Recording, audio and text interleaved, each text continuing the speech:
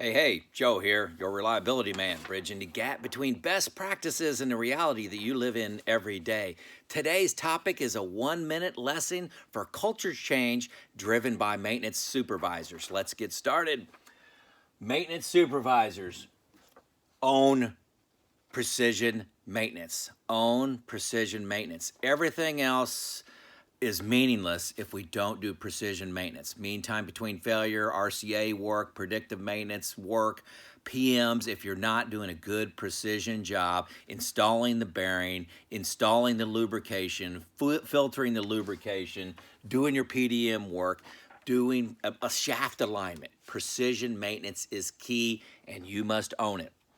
So if you need training, ask for it. Need training for your crews.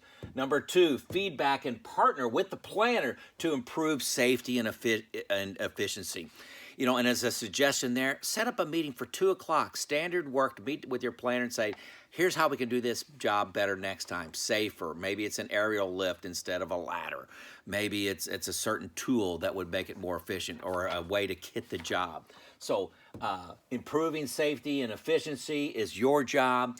But the key thing, precision maintenance, nobody else is looking at it, and everything else falls apart if you don't do precision maintenance. Thank you.